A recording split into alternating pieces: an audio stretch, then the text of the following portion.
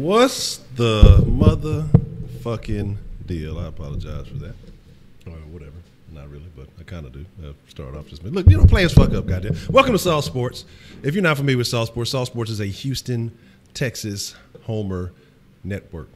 Now, just because we say Homer network don't mean that we're just blind and overly biased. We're going to be realistic. I think some people get that misconstrued sometimes. But that means we're talking all sports, but only Houston.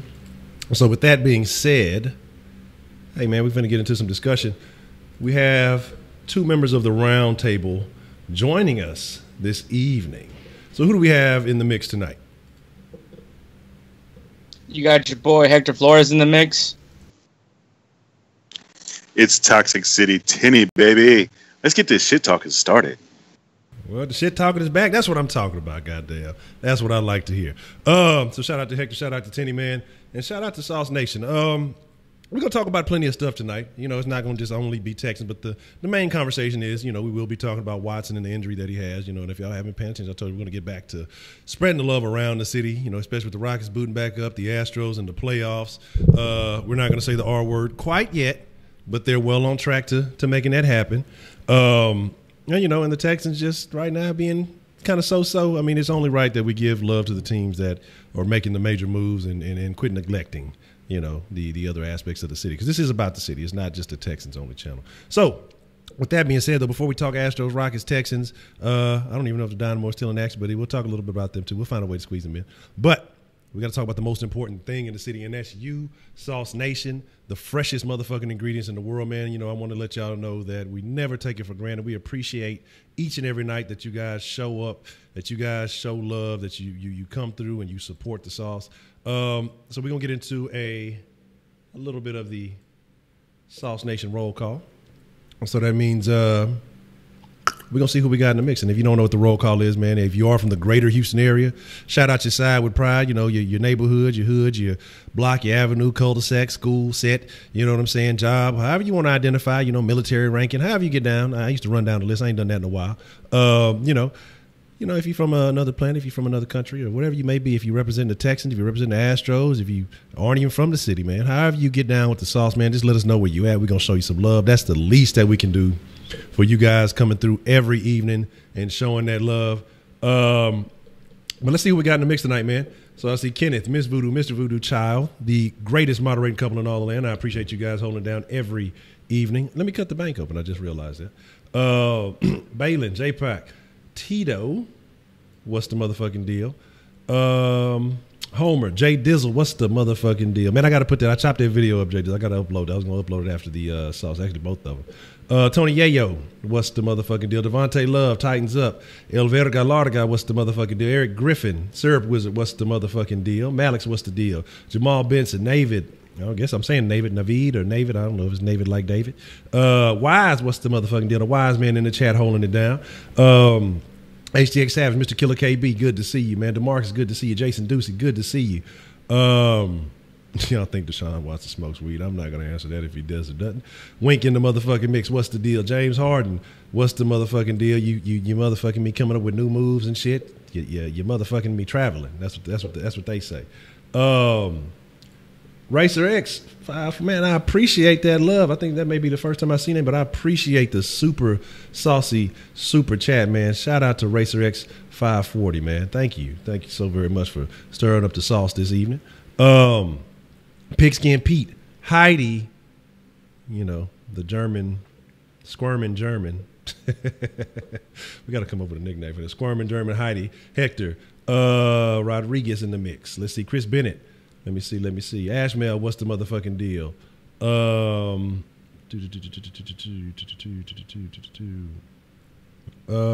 me see. Plan B, Heidi. The brown table, that's racist. Let's see. Houston B, what's the motherfucking deal? Raphael, Trey, Rising Phoenix, what's the motherfucking deal? Text is the name. Let me see. Your boy Anthony, Naveed Muhammad. What's the motherfucking deal? And the other Anthony. We got another Anthony in there. Larry Martin. All right, so let's get into it. If I missed you, man, hey, it wasn't dissing you. I was just, I missed you, so that's all it was. I see Dallas, South Park in the house, Willowbrook in the house. Ray Six says, showing some love, man. I appreciate that love. Leonard Avery say Lakewood, Conroe, out of Pluto in the motherfucking house. 5100 Nassau in the house. Let's see. Petty Officer 3rd Class, straight out to Clark. Negerville, Alabama. Well, you need to go back to Negerville, goddammit. Legendary Dro. Kuwait. I see Baytown, motherfucking me. Dirty Bay in the mix. Spring. Let's see. Fofo in the house. Austin in the house. Katie in the house already. Astros going to beat the rest. Absolutely. We're going to discuss that. Maybe we'll get into it. But, man, I appreciate everybody. Look, we done gave y'all some love. Now it's time to get into the shit you came here for. And before we talk Texans, man, we got to talk about the team that's closest to bringing home the glory, bringing home the gold, the motherfucking me Astros. Now, we got Hector joining us this evening. You know, Hector is our general Stros correspondent. You know, he drops the Stros love. Before we get into it, man, I want to know your thoughts on something I found to be very intriguing, something I thought was pretty cool. The other day, Bregman made a statement, and basically the gist of it was kind of talking about how the Stros don't get the primetime love, even though they're the current champions, you know. And he made a couple of analogies. One of them was, you know, does Mayweather fight the first fight of the night? I forgot what the other part of it was, but basically saying, you know, that the champions should get the primetime slot. I mean, they're on a chance to do the R word. We ain't going to say it just yet, but you know, they're not getting that national love. I understand the Yankees in Boston. It's a historic rivalry. It's this, it's that, whatever the fuck you want to call it. But both of those guys, both those teams were victims en route to the Astros taking everything last year. So I kind of want to know your thoughts on that, Hector, man. Just looking at that whole situation, how do you feel about Bregman's statement? Do you feel he was wrong for making that statement? I know he said he was just kind of joking about it. A lot of people got pissed off. But I mean, do you really think he's wrong? I think it was a valid statement. Your thoughts on that one?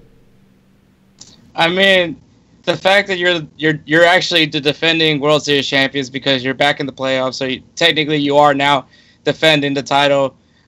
Usually, I'm not a fan of saying that phrase, but this is the truth. And unfortunately, just because of the fact that the Yankees and Red Sox is more of the historical rivalry, they got the primetime slot over the team that won it all last year. And I mean, it's understandable. Obviously, it's two bigger fan bases going against each other. A lot of history amongst those teams.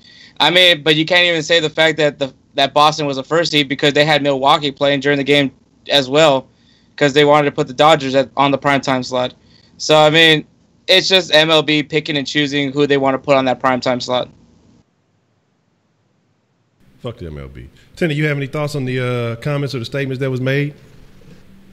I think Bregman's shown his swag, man. I mean, he's been showing his swag all season, man. This dude hit home runs. He creates trends. I mean, this motherfucker's got a Wheaties commercial coming out soon. He's got fucking sneakers coming out soon, probably. I don't know. Just throwing a bunch of shit out there to see if it sticks. Hector would confirm this.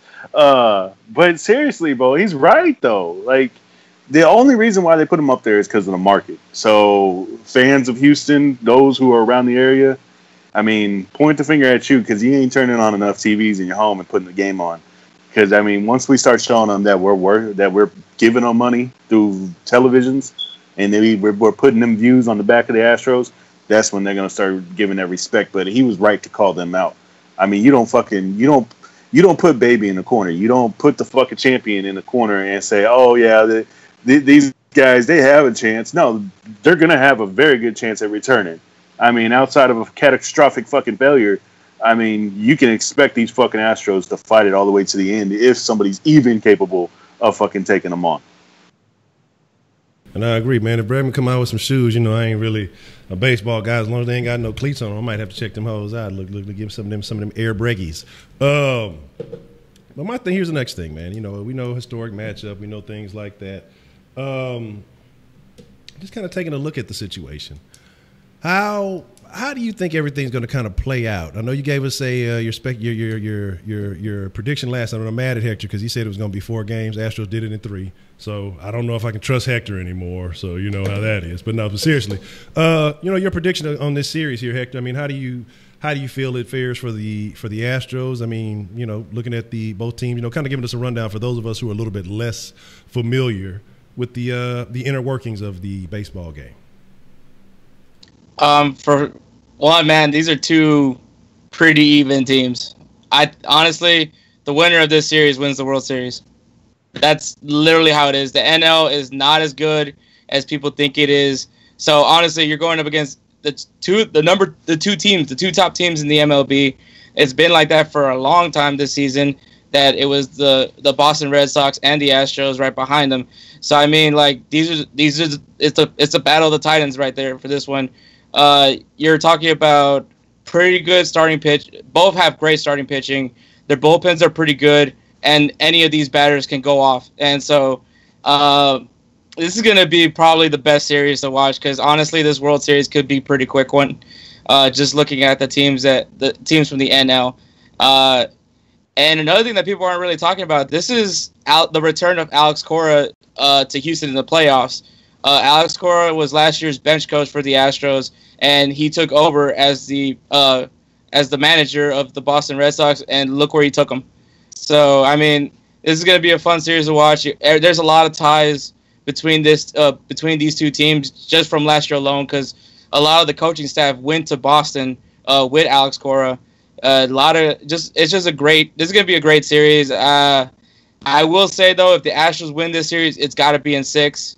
I would not like to push it to a Game 7, obviously because Boston has the home field advantage for this one. But it's going to be that team that can win at the opposing stadium. And I mean, if you look at it, you're also looking at the best home team in Boston versus the best road team in the Houston Astros, who broke the MLB record for most road wins. So, a question I have, with that familiarity between the two teams, what you said with the coach going over there, do you think that plays into Boston's hands a little bit? I mean, having a little bit of inside knowledge about the Astros and their inner workings, do you think that kind of favors them in any way? Is that a plus for them in any shape or form? It could be, but I mean, it just the battle's going to start from the pitching. The Astros pitching staff needs to be at their best. Silence Mookie Betts, silence JD Martinez. Just make sure these guys don't get those big hits in. Because like I said, the whole Boston lineup is similar. I wouldn't say similar to the Astros, but anybody in that lineup can go off. So it's just gonna be whose pitching is gonna slip. That's pretty much what it is on this battle. I actually got a question for you, Hector. As far as this lineup that you want to see, as far as the pitchers, who do you want to see start this series off and be available for those later games? I mean, I think they already announced it's going to be Verlander versus Sale, which makes sense. It's the two ace pitchers. If I had to say anything about the next one, it'll probably be Porcello versus Garrett Cole. And then, I mean, I don't know the rest of the pitchers for how they're going to set up their pitching for the Red Sox, but ideally it should be Verlander, Cole. Would like to see Morton for Game 3, but I think it's going to be Keuchel. And Honcho, I will say, I'll eat crow on that because I did think that Dallas Keuchel was not going to have as good of a game that he had in that Game 3. That's the only reason why I gave it to Cleveland for that one. But he showed up. So, I mean, playoff Keuchel might be pretty good. Hopefully McCullers is healthy, but if not, he's going to sit in the bullpen. And, we might see Morton and Farmer Valdez. So it just really depends on what's going on for in this series. But, I mean, it just depends on the health of McCullers. We did get to see him pitch coming out the bullpen. He looked pretty good, so I wouldn't be shocked if he gets put in the starting rotation. All right. So, yeah, that was actually going to be the next thing I was going to ask you, about Keuchel and, how you felt about that. But good deal. I appreciate that. Now, we're going to swing over just a little bit. We're going to, like I said, we're working, I guess we're going to work from best to worst. As far as, in their respective leagues at this point. But I know it's funny that the one that's the worst is the most interesting, the one that people care about the most. But let's talk about the Rockets a little bit. Went up against the Shanghai Sharks last night, and, of course, they won. I mean, that's not even – I mean, that's like a – I don't even know. That's I don't even think wins is the right word to say for this game. Yeah, that's what I mean. I was there at the game. That was just – So you got to see the new James Harden move in person. Yeah, I saw it. So how did you feel when you initially saw it? Were you questioning it, or did you think that, hey, it was legit, or is that something that you've seen him work on prior to it, maybe in pregame or something like that? I don't know, man. I think Harden just always tries to see how he can top it, Other than that, man, it wasn't travel. I mean, NBA even responded to Bleacher Report's video that it wasn't a travel. So I mean, it went in, so that's all that matters. And besides, it was a preseason game, so I mean, I'm sure it'll be different if it's actually during a game, and then you'll see the coach like running towards the referee trying to get that call returned or some shit. But I mean, right now it's just preseason. Tenny, did you get a chance to see the new Harden move? I have not had a chance to see the new Harden move, but I am on my P's and Q's as far as basketball's going, so I'm paying attention more. I'm keeping up with the player rosters and stuff like that, and as far as who wants to move who where, and pretty much who's resting, who's not resting throughout these I guess it's the preseason y'all are in right now, right? Yeah, a couple more days of preseason. But okay, well, basically it was just, and I've seen some other people ask about the new move. Basically, here's what people got to realize. Harden is a crafty guy. He's not the most athletic, and I've seen some lists when they were interviewing or questioning GMs or NBA executives, and they put him on one of those lists as most athletic.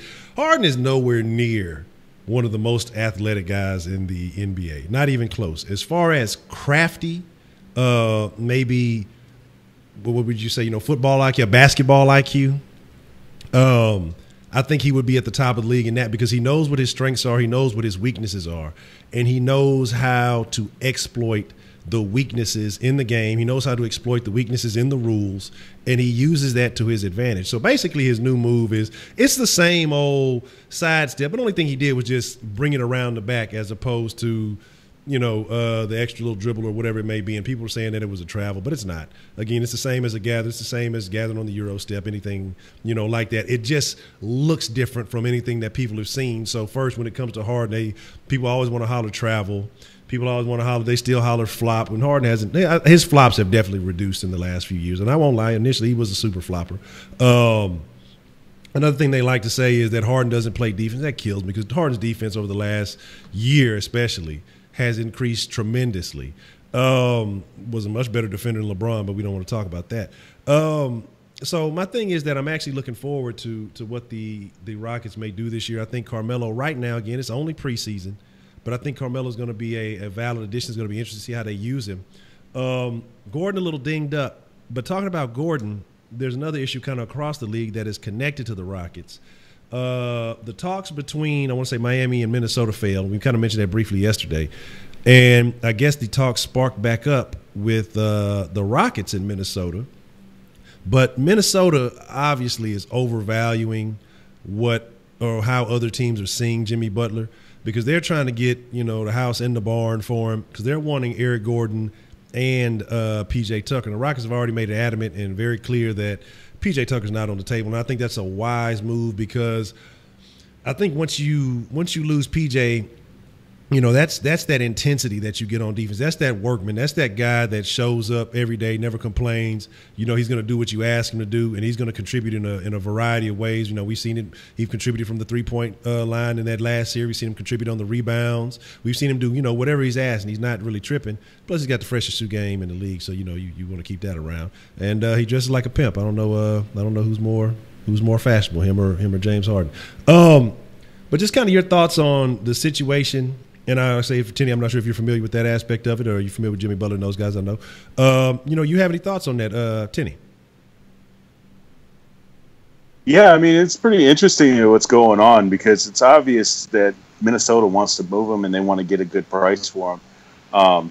Now, as far as the value of some of the players, I mean, like P.J. Tucker, I took the time to read about him today, and I was really reading into it, and I kind of understand why the Rockets want to keep him from their standpoint. From what it sounds like, he's a major leadership role player in this organization for the Rockets, and they don't want to give that up, because that's something that could just crumble a team, especially if you got that lack of leadership, or there's somebody that comes into the job on a daily basis to help out and really cement who this team could be. I mean, that's something you can't replace, and you just can't go trading it off for a player that, from my understanding, has already had a rocky past, has a little, I guess you could say, hard to play with others kind of mentality. I mean, just today, just from what I forget who reported it, but how they talked about how he fucking cussed at the GM and said, "Y'all need me if you want to fucking win," and then went on to embarrass everybody that he was out there on the fucking court with.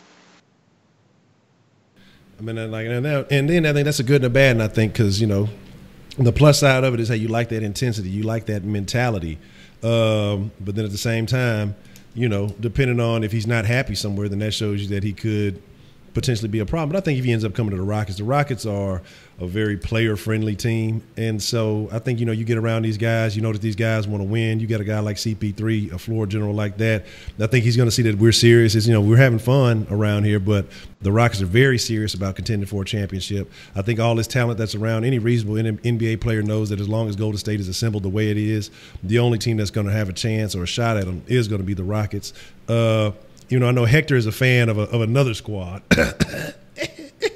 That squad ain't gonna have a chance this year. They're gonna need another year or two to get some pieces in place. But Hector, man, your thoughts, man, with the whole Jimmy Butler situation, as an unbiased observer, with if you are a casual fan or an NBA fan looking at the Rockets and Minnesota, would you make that move? Would you be willing to trade PJ Tucker in addition to Eric Gordon to acquire a guy like Jimmy Butler? I can't give up PJ Tucker, man. He's a role player, and that's the one thing that the Rockets have that really stands out from everybody, is that they got role players. I mean, this guy is great for defense, and that corner three is pretty spot on when he nails it. I just don't want to give something of that value. I mean, I understand why Gordon's on his last year, but I mean, Butler's a great player, great two-way player, but I just can't make that move, especially if it involves PJ Tucker. I mean, if there's another player that they want to go for, I would say by all means go for it, but I just can't see giving away PJ Tucker. Plus, man, he's gonna have to take all those shoe boxes out of his locker. Man, that's a shit ton of shoe boxes. So I don't think he wants to be moving anytime soon. He's settled in, so they might call you to go help him, Hector. and he just got a 17. Yeah, man, and so I definitely agree. I think that's a very interesting situation. Again, like I say, as a fan, I like having a guy like Tucker there. He adds to that. He bolsters that defense in a way that we haven't had. And I think the addition of Chris Paul were two very important elements of that defense increasing. Capella stepping his game up. And my thing is, if you can get off a couple of picks, and I guess Minnesota must not be as smart with their picks or something, so they don't want the picks. I don't know. I think if you can get rid of Gordon, and not saying, Gordon stepped it up a little bit last year, but he was kind of off and on. I would love to have Butler, because then that's, again, another guy who gives you the level of scoring that Gordon can give you, and he brings that defense, that intensity on defense, and I think that makes the Rockets that much better of a defensive team, because offensively, we're right there with the Warriors. We saw that last year. We saw that all throughout the season. The offense is right there. That's not something to be concerned about, but it's just being able to lock down defensively. Even last year playing, it really wasn't a defensive problem. It was the fact that we weren't scoring. So I guess that it kind of came back and bit us in the ass. I don't think, again, even with DeMarcus Cousins and the additions that the Warriors have, I don't think they're so far out of the league like a lot of people want to think, like a lot of people want to believe. I think the Rockets are right there. I think the addition of Carmelo is a plus. I think Carmelo's going to buy in on that defensive aspect, and I think D'Antoni's going to be smart with his usage of him. So it's going to be very interesting to see how that whole situation plays out. But, I mean, any personal thoughts about, Carmelo or any of these newer additions to the Rockets, in your opinion? Is there anything that stands out from any of these guys in your mind, Hector? Michael Carter-Williams. I thought Michael Carter-Williams was a great pickup. I mean, solid backup player, has a pretty good shot, at least a reliable shot. Definitely a good option to bring in for the second team, or at least a third team if needed. But I mean, I think that was probably one of the most underrated moves that they pursued. People don't really talk about it that much, but I think Michael Carter-Williams was definitely a great pickup. Agree. because I kind of seen when they made that pick, and I was just kind of, we'll see where it goes. But I mean, honestly, he's looked good in the couple of games that he's played in. He's shown that he can score. His big deal has been injuries, and if he can stay healthy this season, I think it's a win. Yeah, and I think the Rockets made the right move, I guess, giving this guy a shot, because really, I forgot what the deal was. They didn't pay him too much, and so I don't think they're really taking an L either way. It's more upside than anything. And it's crazy, really, honestly, because I mean, from what he looked like from his rookie season, you would think that this kid would be, somewhere in the starting lineup, but just things didn't work out. He got traded to Milwaukee, and then I don't know if he got traded to Chicago or he just somehow just went to Chicago, and it just seemed kind of like it kind of sucked that someone with so much potential just fell off as bad as he did. And actually, Beast Mode made a pretty good comparison. Yeah, he's like a more athletic Sean Livingston. So I think, yeah, like I said, man, if this is like a low risk, high reward kind of thing, because I mean, if it doesn't work out, it's just a guy coming off the bench. But if he comes up big with that second team, it's gonna look like the steal of the century. But to add on we're talking about with the Minnesota trade, I mean, I'm pretty sure the reason why they don't want to make a trade as far as picks go, because we're not guaranteeing them a lottery pick. Or I don't know why I said we. Well, I'm part of the Rockets organization, so I can say we, damn it. You say we only except when y'all play the Lakers, goddamn. Then we don't know. No, you know what's the craziest shit? Last season when they were going for number 15 for the win streak, I actually got mad that they lost to the Lakers. I was like, God damn, Lonzo. They're gonna be looking at Hector. Somebody deflated the balls around here. Where's that Flores kid? Man, Tenny, your thoughts, man, as far as what do you feel about some of the newer guys that got picked up by the Rockets? Is anybody that stands out to you that you think could be a good addition to this team? All right, so outside of Carmelo Anthony, I am not well educated on anybody else. What I pick up off of was what the gentleman, part of the round table, and you, sir, Ed, talk about. The one thing that I can say is my curiosity to learn more about what's going on with the Houston Rockets. I've seen a lot of different opinions about Carmelo Anthony coming here. Some people think that he's past it already and he's just here for a paycheck. Some people are super excited to have Carmelo Anthony here. I work with this kid, and he's over the moon excited to have Carmelo Anthony here. He says Carmelo's been one of his favorite players for a long time. So, I mean, I don't want to say that he's polarizing in his ability to just come here and be a presence here already, just as far as people's opinions. But at the same time, there's people I gather don't like him and don't like what he's done recently in his later part of his career. But then there's people who love him for who he is and understand that his role and what he plays for on that court. And as far as Rocket fans, I see, I mean, everybody's excited to have somebody out here who can shoot too and who can fucking help contribute to putting points up on the board. Absolutely. And yeah, I mean, but I'm laughing because I see somebody talking about Butler in the chat. Carmelo is an interesting thing. And again, with Chris Paul being, one of his very best friends, I don't think he's going to come here knowing that Chris Paul is playing his heart out, trying to get a championship, knowing how close they were to securing a championship, knowing that he's been trying to get here since he was with New York. I don't think he's just like, I just want to get to Houston for a paycheck, because shit, he just scored a fucking check from OKC, and so he's definitely getting well paid. He's only getting a couple of $2 million or something like that, $2 or $4 million, something like that. Yeah.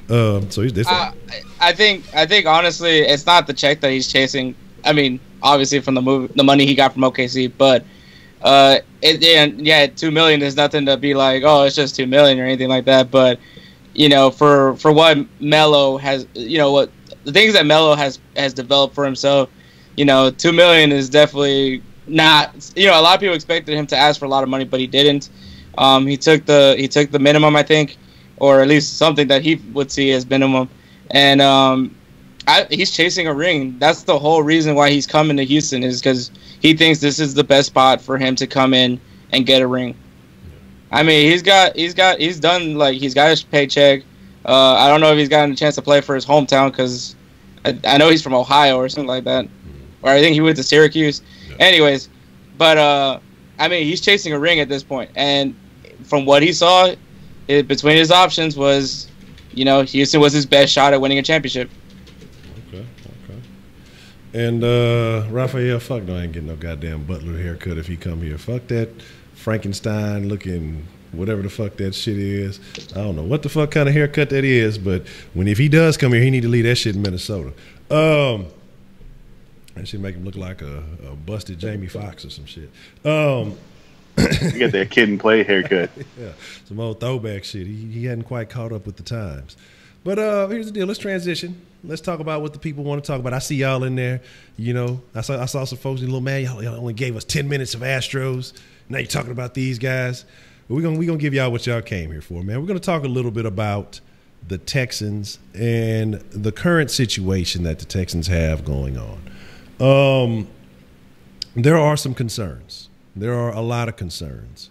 Apparently, Watson has had to go through a little procedure, so make sure he's ready to be ready to go. We've heard that there's a chest injury on the board, and he's saying that he's good to go against the Bills. He's going to play, and that's what we want ultimately. But is a game against the Bills, who aren't that great of a team, worth risking another possible situation to where he could be out long term? So we'll start with Tenny on this one, man. Just looking at the situation with Watson and the possible injury, I mean, the risk-reward factor. Of course, the Texans are kind of starting to find a couple of wins. The division is winnable. You got the Jags going against the Cowboys, and I believe Fournette's supposed to be out again, if I'm not mistaken. And so that looks like a chance for Dallas to get that win and put us in a situation where we could be tied up. Put us in a good conversation in this division, man. What do you think as far as Deshaun Watson? Should he be playing this weekend against the Bills, or should he be resting, and should we be thinking long term? I mean, if he's healthy enough to play, truly, honestly, kind of healthy. If he's really just honestly healthy to play, he's got some bruised ribs or something, I mean, by all means, he needs to play this fucking game. And I mean, even if he's seriously hurt, him fighting to want to play, this is that dog mentality we've been talking about. I can entertain everyone's argument that he needs to protect himself better and he needs to do better. But at the end of the day, this is what we were talking about in the offseason, is that we don't have these dogs that want to go out there and win. We don't have these dudes that are putting it out there and just busting their ass. Now, I understand the quarterback position is godly because we need that position. We've needed it for a long time, and we finally got somebody who's very talented, who's putting up 300 games in 4 games now, and he's got a touchdown per game. In some games, he's got 2. He's got 8 touchdowns to 5 interceptions. We know that he came with interceptions, so I mean, it's not a big deal to say Deshaun Watson's interception rate is high. I mean, we already knew that from college. But, I mean, he puts it on the line to go out there and win, and he's got that dog mentality that I'm going to beat you. I'm going to do it. Now, I know that upsets people because they want him to be safe, but if our leader of our team doesn't have that mentality, isn't willing to be the guy that's clawing at the door and saying, play me, play me, play me, then what are we really searching for as fans in a team? I mean, what are we searching for in the leadership of this room? So, I mean, it's worrisome for the man's health, but at the same time, it's worrisome if he's not displaying this attitude, this mentality that, no, I'm going to play until somebody tells me I can't play. That's what we want. And as far as his own physical health, I'm worried about it. If it's serious, we need to have somebody tell him sit down. We need to have somebody withhold his plane ticket, because no matter what, Deshaun Watson's gonna get out there and play. He'll suit the fuck up. Don't fuck with that man. And that's the thing that this Dallas Cowboys game showed me, is he's got heart, and he's got the heart to want to go out there and get that win, and be it at the detriment of his body. And I know all of us gasp and, oh my God, concussion. Oh God, he's gonna be knocked out. Oh, another ACL tear. This dude just came off an ACL tear, and he's fucking playing like he's fucking as tall as Cam Newton and fucking got the juke moves of fucking Barry Sanders. I mean, he's going out there just trying to do it and trying to make something happen for it. So I'm worried about his physical health, but at the same time, I get hyped every fucking time I see him out there on that field. and he really puts it on the line.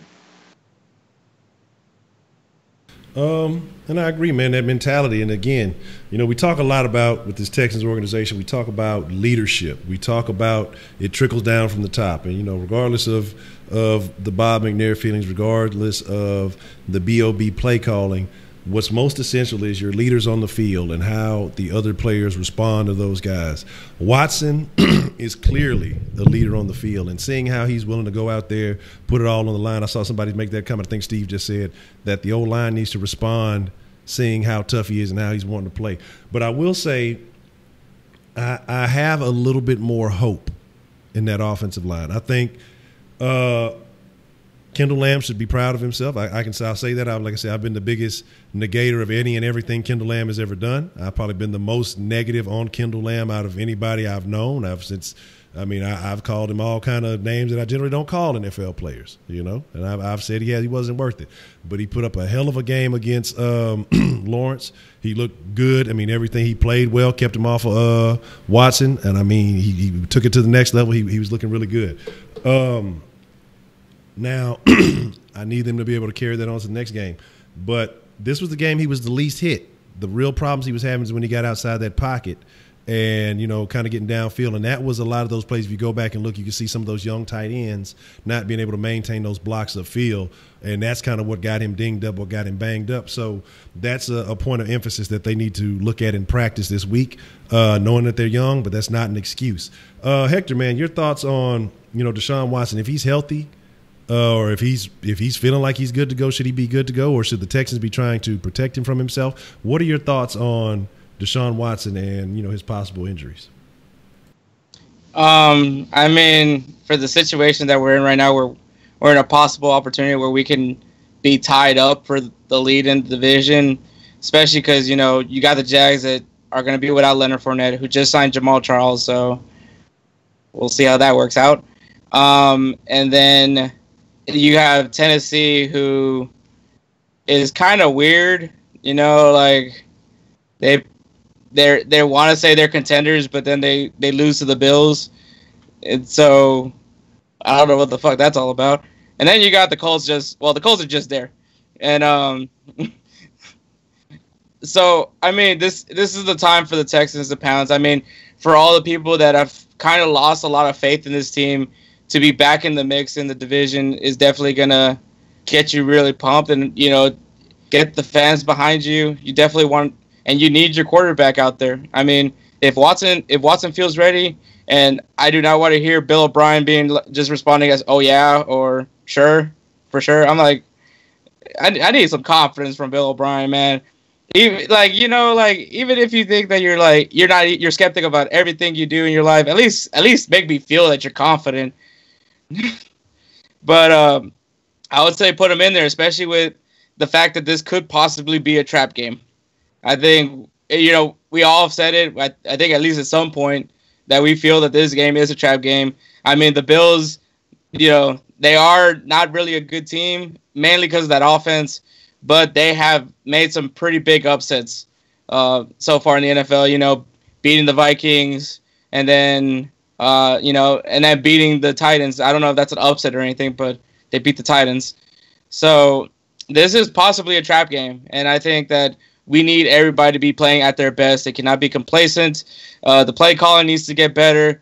We just need to execute better, especially in the red zone. Or let's just avoid red zone plays in total and just sling it into the end zone. Because I feel like at this point, Teddy made a very good point, though. A lot of our touchdowns were, outside the red zone. So let's go back to that. Let's go for the deep ball. But as they say, chicks dig the long ball. So here's the thing, and I'm glad you mentioned Bill O'Brien. Now, little clip came out today. And, I do my best to try to stand firm. And I try to support, Bill O'Brien, because I don't want to jump on the, hey, let's fire him train, because I think the way I look at stuff is this. You fire him, then that makes you basically giving up on this season. That means you're basically saying, okay, well, we're done. Let's just experiment with what we got. And I'm not ready to go down that route until, we're completely out of the picture. Right now, we're still in the conversation. My thing is this, though. Saw a picture of him, and I think probably a lot of us may have been looking at that last kick by Kaimi Mukalukaluka Onomatopoeia, John Christian Fairbairn. Yeah. Fucking, you know, he was looking like he was avoiding looking at the kick. Like he didn't want to look, but he looked, but he didn't want to look, but then he looked, and fortunately it was good. Then he was, yeah. You know, he was all excited and pumped after that. I don't know, man. That makes me kind of question old Granny Glasses over there, because he pulls out his reading glasses for game day, and he's all, let me see what we got here on the playbook, Sonny. I think this looks good right here. I think we'll run this. I don't know about reading glasses, O'Brien, but you know, it just kind of made me feel a little bit funny about it. I don't really know, but you know, it is what it is. We got what we got. But talking about the Bills briefly, you know, and then I kind of want to talk. You made a mention of the Titans, like not knowing what they are. The Titans have scored. They're 1 point up. They've only scored one more point than they've given up. But yet somehow, technically, they're leading the division because they have 2 divisional wins. And so that's unfortunate. Now, you look at the Texans have scored almost 50 points more than they have. And then, almost about 40 points more than they have. 30, 40 points more. But then you're looking at the Bills. The Bills have given up about 50 points more than they've scored. So you look at the Bills, and I agree with you that, you know, it can look like a trap game. Hey, our defense is starting to come alive. You know, Josh Allen, he's not all that. You know, secondary starting to look like they can do a little something. You know, the O-line starting to protect a little bit better. You know, but the thing is, you know, putting together 2 wins makes you feel real good, but they haven't been the best of wins. You know, I think we got to get into a situation where we solidify this game in 4 quarters. You know, that 5th quarter, they've played an extra half a game, essentially, you know, in the last 2 weeks. And I think that can take a toll on you. I think that can wear you down, you know, an extra couple of series of plays. That is an issue. But just kind of taking a brief look at the comparison of these teams, man, what are you seeing going up against the Bills? Is there anything particular on the Bills that concerns you, or anything that the Texans are currently doing that kind of worries you outside of the possible injury to Deshaun? I believe Lamar Miller's supposed to be back, and so we'll kind of see what happens with that. But we'll start with Hector on that. Hector, any thoughts as far as the Bills? What concerns you overall about this game, this matchup? LeSean McCoy. I think is like obviously the one that we all think of when we think about the Bills team. You know, he's a shifty guy. He's one of the most elusive running backs in the game. And he can be, and once again, he's an option for the passing game. And I know that I sound like a broken record, but you know, the Texans do have history of struggling with running backs in the passing game. I mean, all Josh Allen needs to do is just dink and dunk it. So I mean, we saw Dakota do it, and you know, that was kind of technically one of his better games, to be frank. So I mean, you just gotta be able to contain LeSean McCoy, not only in the running game but in the passing game as well.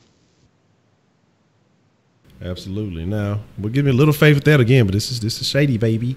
You know, the way the Texans played against Zeke, one of the premier guys in the game as far as the running back position, that gives me faith. But again, you know, you don't want to just be a one-night wonder because you're hyped because you're playing Dallas. You know, I think there was a little bit of extra energy in that game because of that and everything that represents. You know, primetime Sunday night, a lot of extra energy, a lot of eyes on you. Tenny, man, your thoughts concerning the Bills, concerning the Texans Bills matchup. What is your biggest worry? My biggest worry is their secondary. Their secondary is limiting the guys to 236 passing yards per game. Now, I know you could sit here and say that, you know, maybe they haven't gone up against guys who are really good at getting those yardages. I mean, you can make that argument, but they're still playing at a very high level. I mean, you don't just hold teams to 230 yards passing per game and not actually have some kind of resemblance of talent. And that's where we're strongest, is our pass game. I mean, think about how crippling that could be if that pass game is really limited. I mean, how do we move the ball? I mean, we started off this season running the ball pretty well, but now we've completely fallen off. We've almost switched roles as far as getting the passing game going consistently through a game, and then watching the run game kind of just trickle off and trickle down. Now, Alfred Blue did a really good job for what he had to do. I mean, 46 yards isn't like game breaker or world defeating, but we need to see more out of Blue and Miller. I mean, I don't know what the fuck he did. I'm still trying to figure out why the fuck he was held out, whether it be injury or punishment. But chest injury. Chest injury. All right.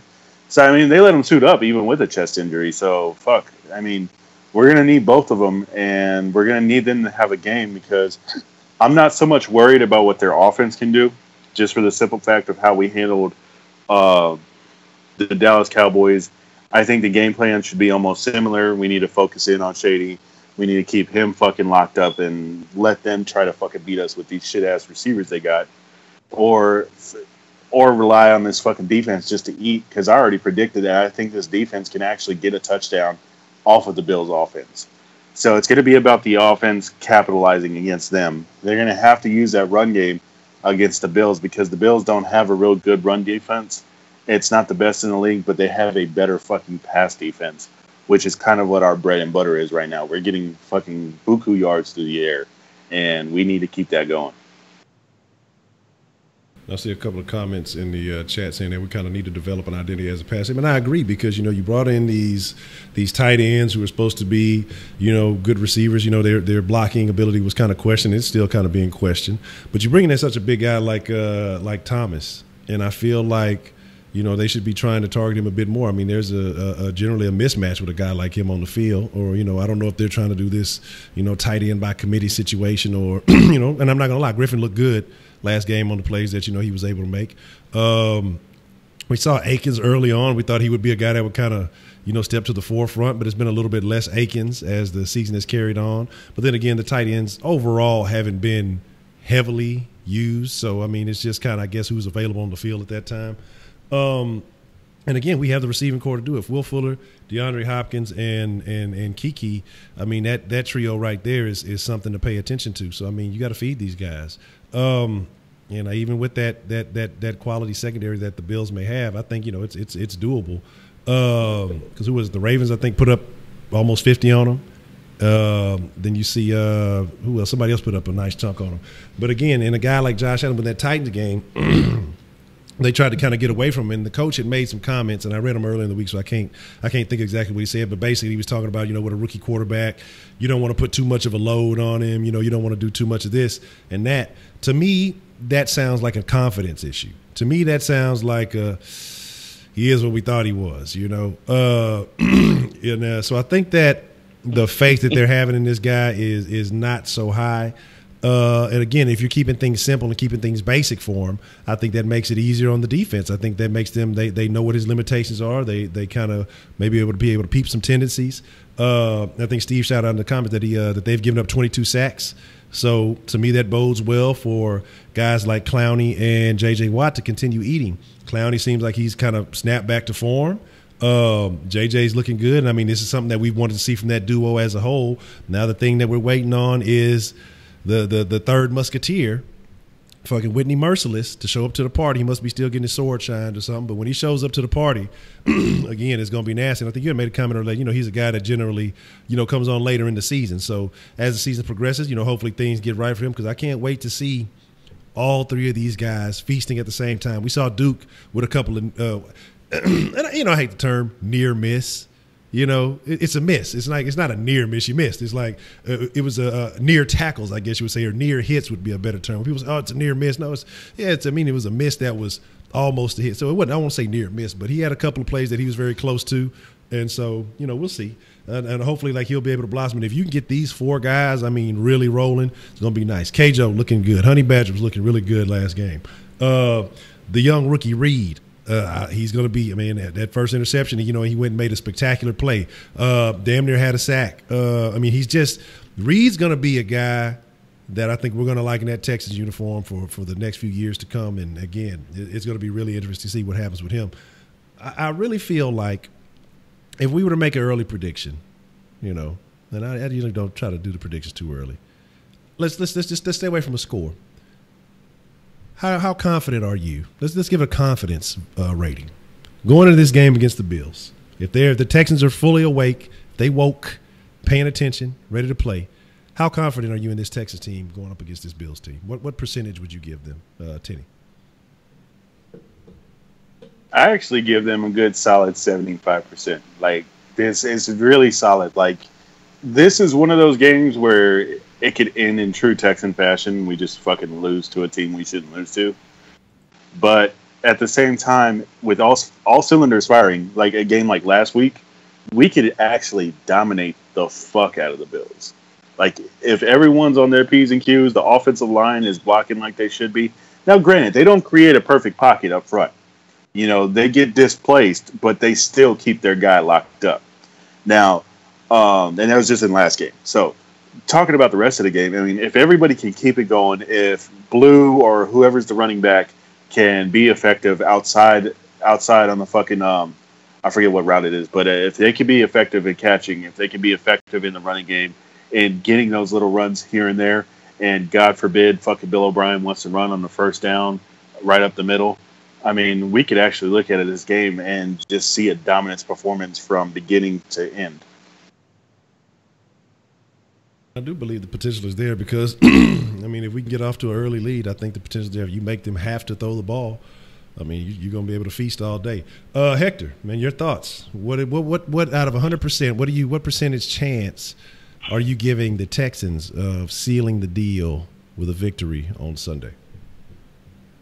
And that's like in the event that they're playing their best? Yes. That was a stipulation? Yes. I would have to give it a good – I would have to go a little bit higher than Tinny, and I'll go with an 80%.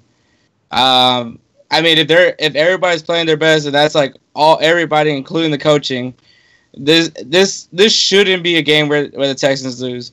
And that, honestly, that's the reason why I'm labeling this as a possible trap game, because we shouldn't lose to this team. But I mean, you know, if they're playing their best and they're out there getting Allen's races ass down every single time, I mean, you know, then yeah, I see an 80% chance of them winning this game. Yeah, that's what you got to do right before the snap. Somebody needs to whisper in Clowney's ear, "Allen called you a nigger. Go get him." Just tell him something racist. I had to hit the Braylon with the hard ER. Pull the longest yard. Yeah, pull the longest yard. Yeah, hit him with some of that.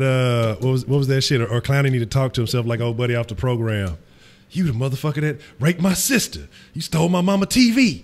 You know what I'm saying? Just pump himself up. You know what I'm saying? For those of you who haven't seen the program, it was a little graphic. That's back when football was football. Y'all might not know anything about that. That was before you were born. They had to pull the scene where they were fucking they were laying in the middle of the freeway because people were fucking doing that shit. That tells you how goofy people are. Because I remember that scene. They would get themselves hyped up. They would like lay in the middle of the road with cars going back and forth, and then people really started doing it because they saw it on the fucking movies. So they had to like pull that scene out of the fucking movie. But here's the deal. This is what we're going to do. Give me just a second to make sure all the technical and everything is appropriate. We're going to open up the sauce line. Actually, I think we got a couple of texts. We'll read a couple of texts first, and then give me a second to make sure all the technicalities are appropriate. And then we'll open up the sauce line for calls. What do we got? I got to fix that box so I can see the stuff a little bit larger. Like I say, I gotta keep working on this little look. Water sucks. It really, really sucks. Water's great. I love water. That's all I drink is water. Chandler says, shout out to Honcho, Hector, and Tenny. Man, appreciate it. Chandler always holding down the sauce line, man. Chandler is the #1 sauce liner. Wise says, you got a good one. Says, Wise says, what's good? It's Wise. Shout out to you, Honcho, Tenny, and Hector. Why hasn't Sean Ryan been promoted to offensive coordinator as of yet? We see his relationship with Deshaun Waston going over mistakes from every drive. Also, this guy was highly coveted by other teams. What do other teams see in him that the Texans don't? Also, has Jadeveon Clowney been undervalued by Texans fans? This was a pivotal factor as to why we contained Ezekiel Elliott from making play from the backside in, dominating guys up front, taking away 2 or 3 guys, opening up linebacker safeties to make those big plays. Absolutely. And I'll be a guy, like I said, I've been tough on Jadeveon early on because he hasn't been giving me my doppelganger benefits, you know, my lookalike assets. You know, I gotta drop the ropes. You know, I actually gotta undo them so I can try to give me some freebie, give me some groupies this weekend. No, but seriously, Jadeveon Clowney absolutely played his best game. But I know in the Colts game, he had all those stats and everything looked good. A lot of those, you know, that little fumble, he jumped on that. That was a good play. And other little things fell in his favor. But to me, I think the Dallas game just was it seemed more complete to me because of the things that he was doing, not only for himself, but the way he was helping other guys out. I'm sure he would have liked to have that sack back on Dak.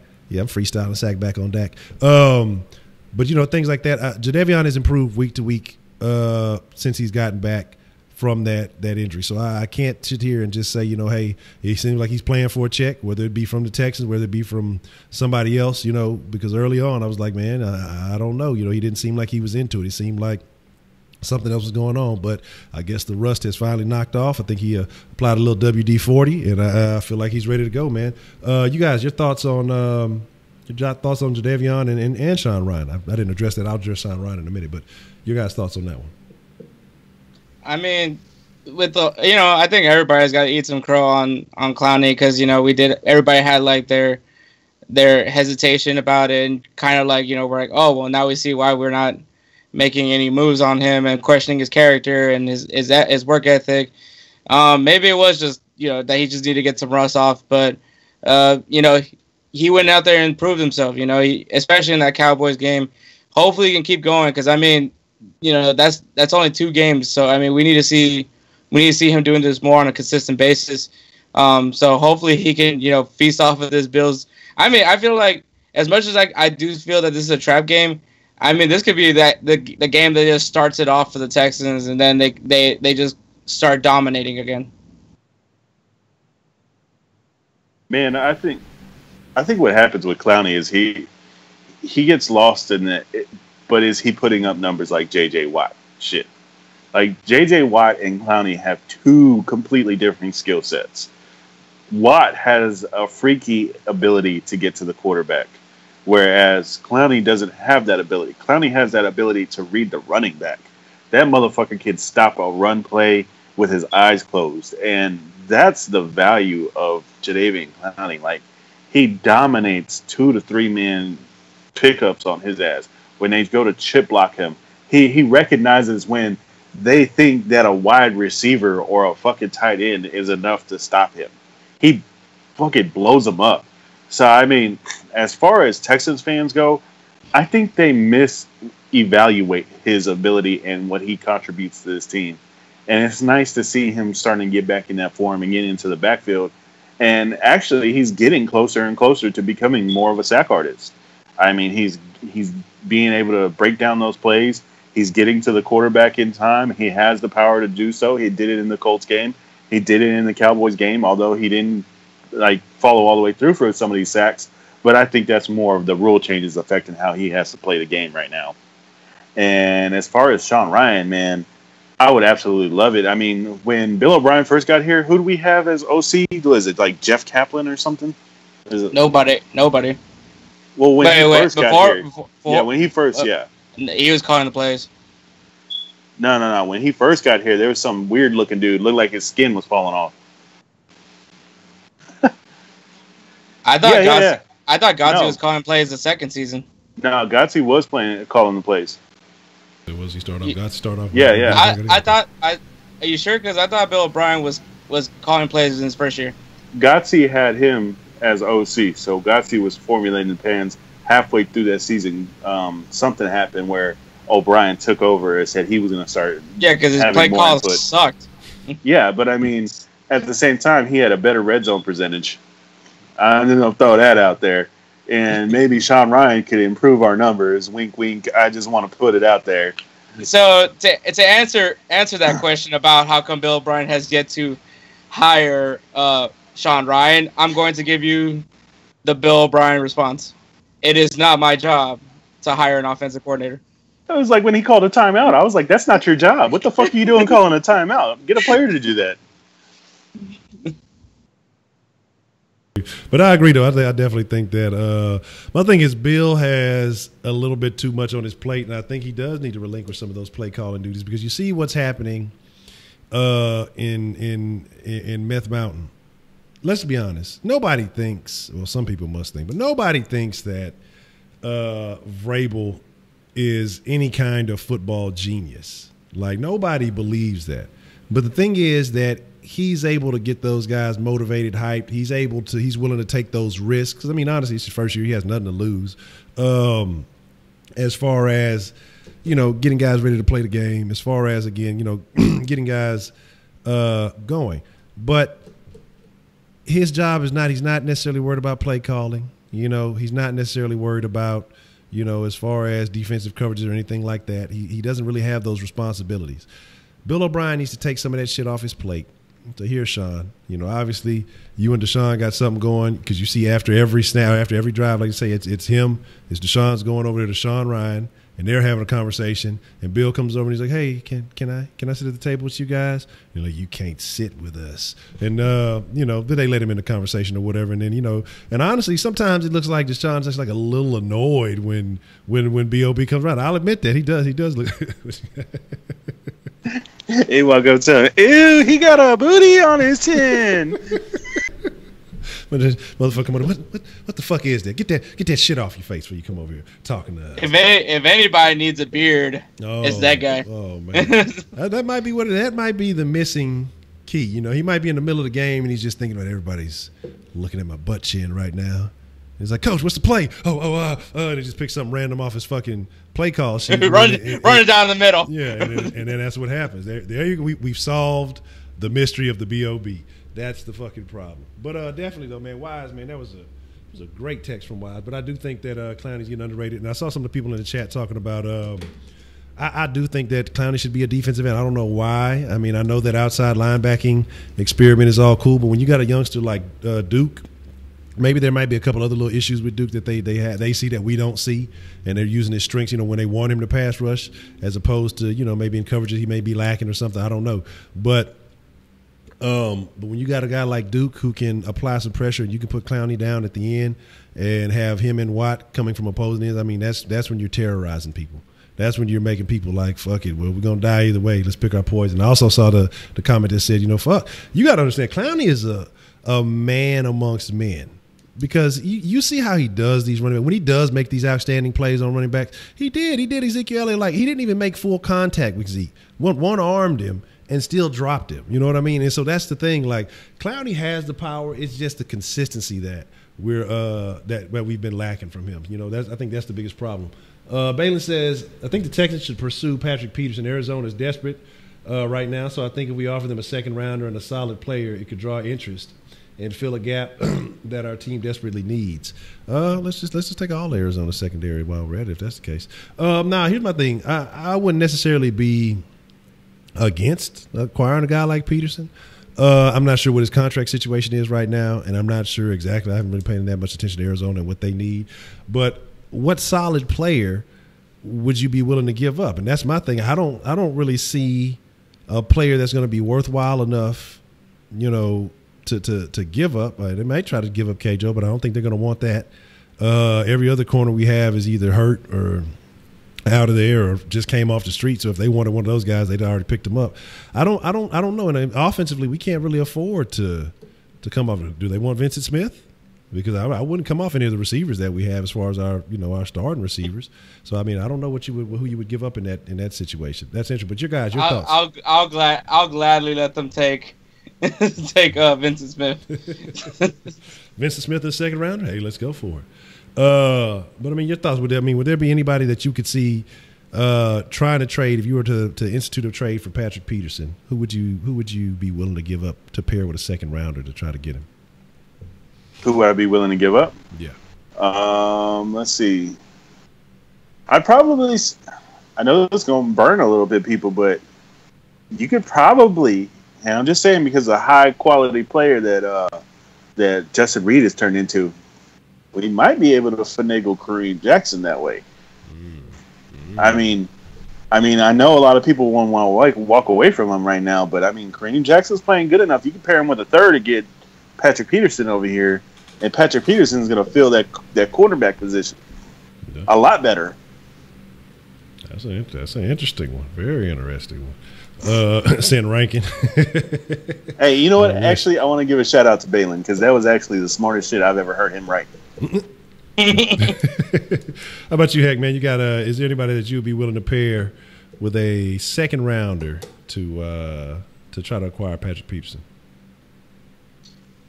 And I mean, I like the Kareem Jackson idea, but I just don't know if we have anything necessarily that we could that we're willing to give up.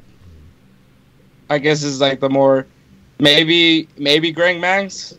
I would hate to see him leave, but I mean, man. Maybe we could just do an even trade. I don't even think we maybe like even go for an even lower round pick and put in Greg Mance, but I just don't. I obviously don't want to do that, but I mean that could be more of an appealing. Plus, you can give up maybe like a 5th or 6th rounder in that case.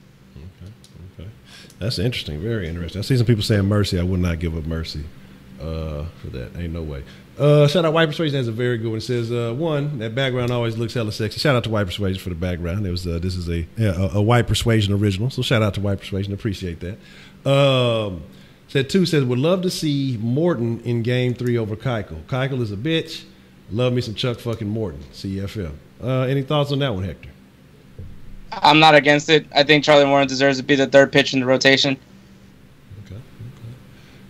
3, Deshaun should stay in the pocket more. Doesn't always need to scramble to be safe. 4, Harden is a fucking wizard, like a damn necromancer dancer. Yeah, he does. The Harden is out there. He's definitely changing up the game. He's going to leave his impact on the game somewhere, somehow. That's the magic of James Harden. And let's see. So B.O.B. was OC first year. Okay. He was mentoring Godsey first year. Clowney spent a lot of time with the hand in the dirt. The Cowboys game, get your facts straight. Hey, we said, he was looking good, Hey. And I do have to eat I don't want to eat crow, but I did not realize earlier that Voodoo had dropped a Waterboy reference when I was talking about I like water. So yeah, I was definitely slipping on that one. That's a shenanigan on me. Here's the deal. Let me check the audio. Like I say, make sure everything's in order. We're gonna open up the sauce line here.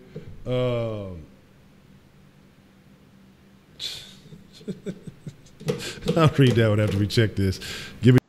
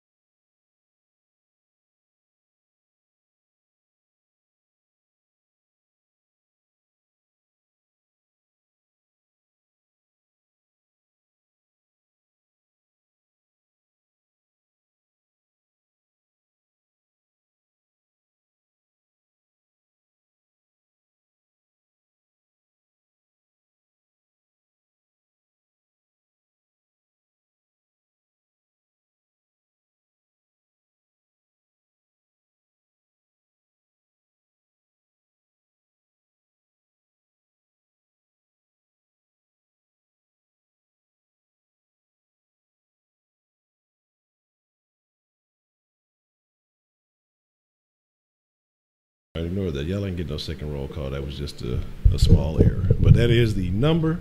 Give me a second. We're going to open up the line here. Let's see. We've had a couple of calls. Make sure everything is copacetic. Everything is in order. Drop that off. And alrighty, we should be good to go, man. If you guys want to call in, I would love to definitely hear your thoughts. Roundtable definitely would love to hear your thoughts. Let's get it going. All right. What's the motherfucking deal? Who do we have calling in on the sauce line this evening? Got Ricky D from South Austin, baby. Ricky D, what's the motherfucking deal, Ricky D? Man, shout out to Ricky D, because Ricky D always sends me some very good insights. And Ricky D was also, I shared it with the round table today, the gentleman who sent me the picture of the chicken burgers. So right now, Braylon is validated. Well, what you got, Ricky D? What you drop on the line tonight, man? So, first of all, I want to say thanks for giving me a shout out on yesterday's show. Oh, absolutely, man. You deserve it. Yes, sir. Yesterday you were mentioning, and I think you guys kind of were talking about the red zone woes for the Texans. You were mentioning like what's the 10-yard hump that we need to get over. First of all, I think in that game nobody in a Dallas uniform was afraid of Blue.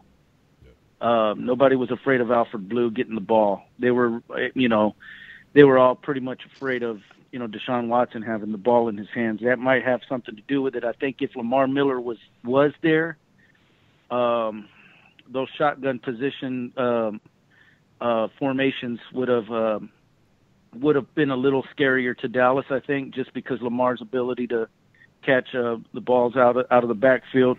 The play calling, it was also one of those, but people forget too that in that Seattle game last year, Deshaun Watson was in shotgun formation when when that play almost got blown up itself, and he was able to throw the ball into Lamar Miller at the 1-yard line.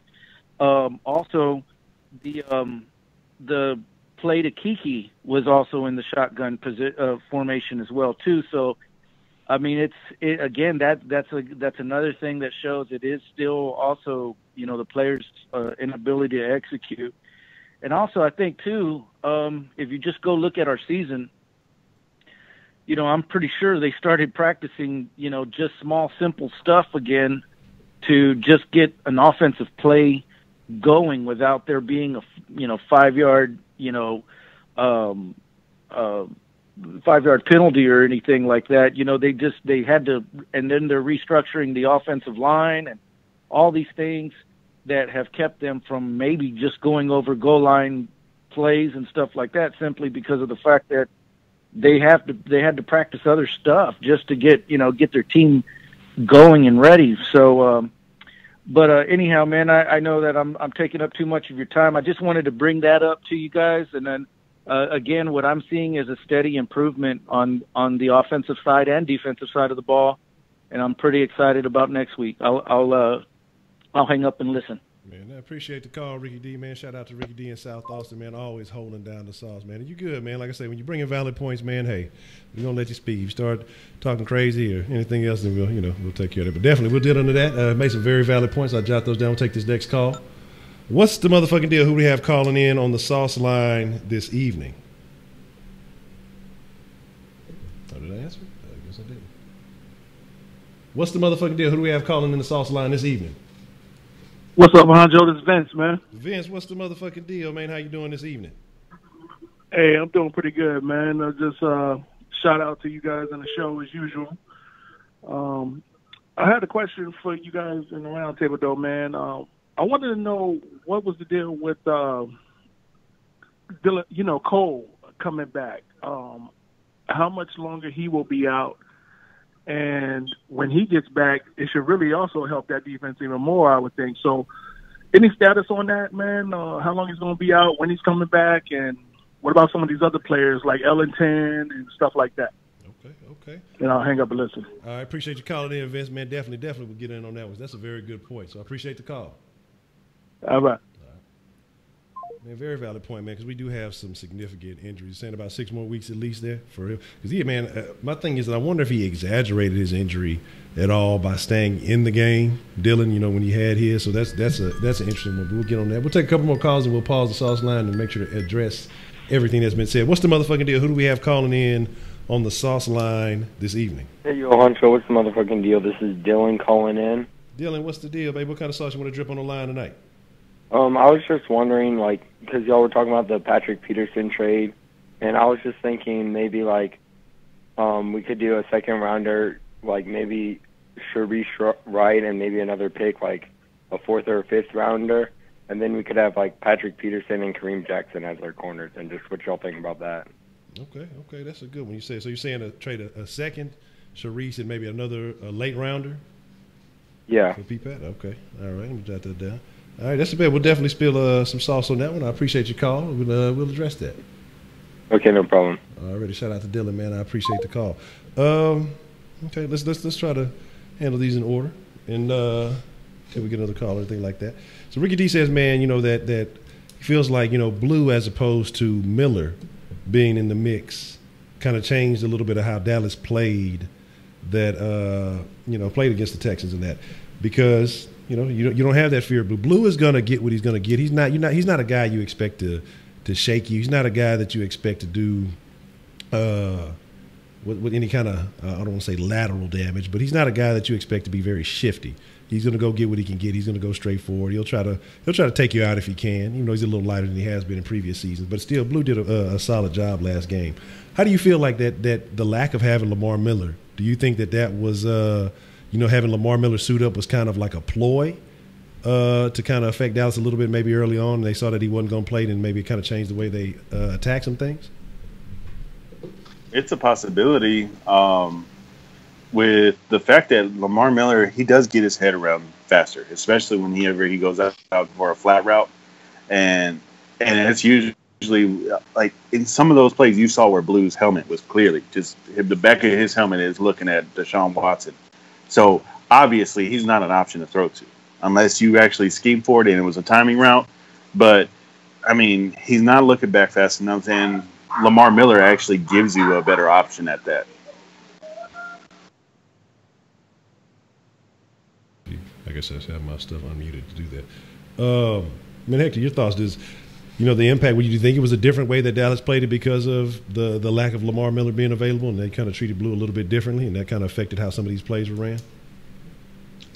Yeah, because I mean, when you have Lamar Miller in there, obviously he's more of the more reliable target when it comes to the passing game.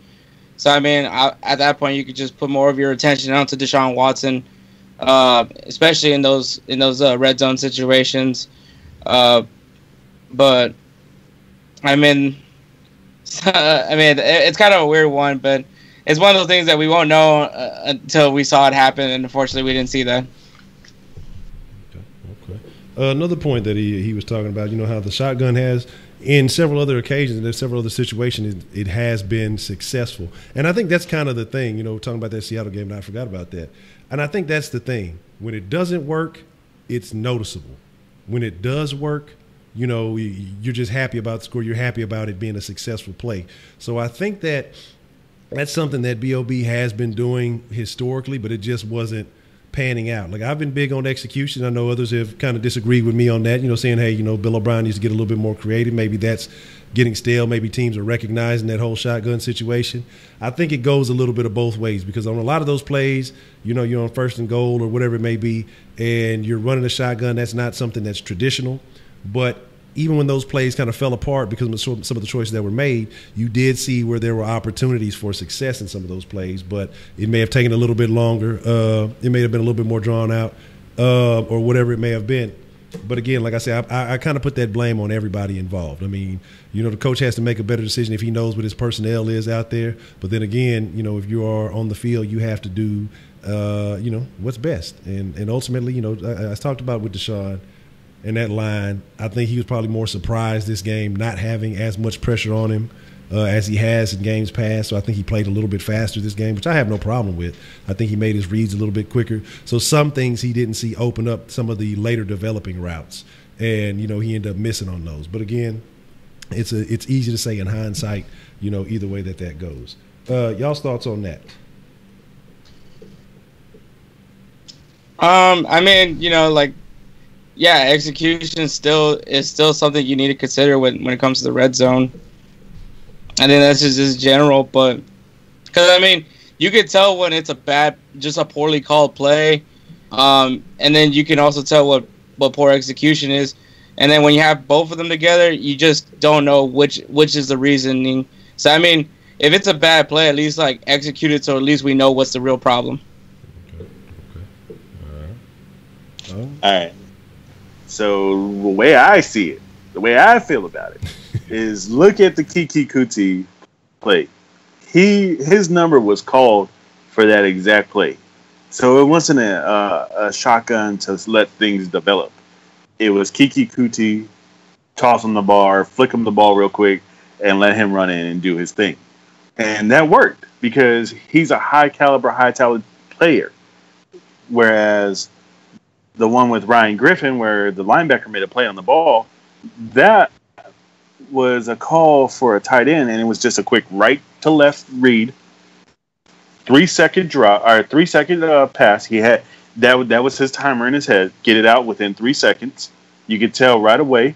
And the fact that Kiki was covered up by the line, and the fact that he wasn't going to look back to the right, lets you know that that was the way it was schemed, that was the way it was planned, and that was the way it was called.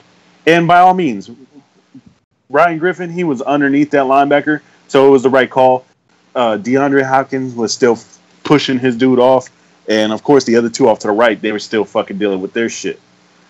So it was a right call to throw to him, but then at the same time, how do we negate the fact that the linebacker just made a good play? And you got to look at the one from last year with Seattle. That goes back to what he was touching on. Is Lamar Miller is a better running back option for the hands. I mean, because Lamar Miller went up the middle, cut out right, and got open. Found that little pocket and got open. Where Alfred Blue really isn't doing that.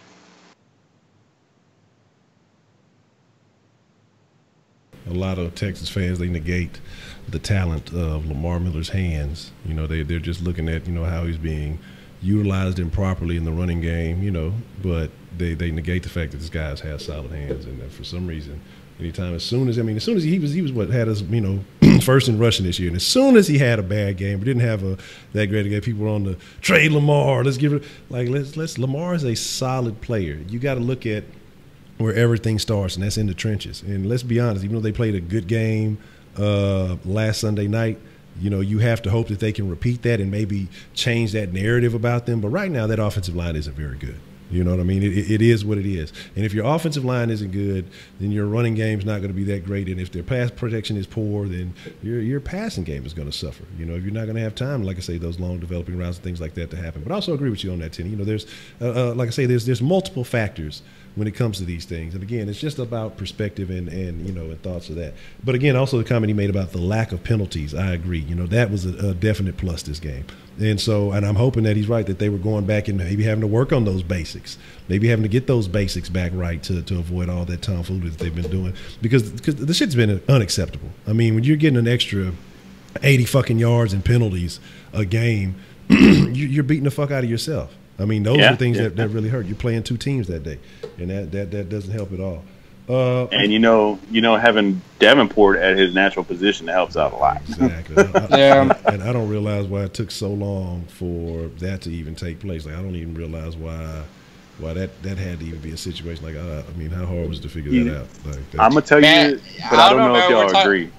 We're talking about Bill O'Brien over here, so yeah, I'm gonna tell you this, man. He grabbed his grandma's glasses instead of his granny glasses, so. That might have been the reason. He just saw a big, tall black guy and told him to get out there. Okay, that's probably what it was. Like, hey, get out there. You talking about somebody poked his butt chin. No, the butt chin button. But here's the deal, man. That's how you reset Bill O'Brien. That's how he makes better decisions. Butt chin looking like the old Xbox power button. Vince called in and said, "Hey, man, you know, the return of Dylan Cole. When is that going to happen?" Other guys like Ellington. We've got a lot of guys that have been kind of placed on that IR. And you got Ellington, you got Colvin, you got Cole, you have Johnson. I want to say you got somebody else. Sharice Wright's, I'm sure, on there now. Webster's on there now. We were talking about this briefly yesterday because I think you can bring two guys back. If you got the option for those two guys, we'll start with Hector on this one. If you can bring the two guys that you can bring back off IR, because there are some guys in there that are talent that can help this Texans team.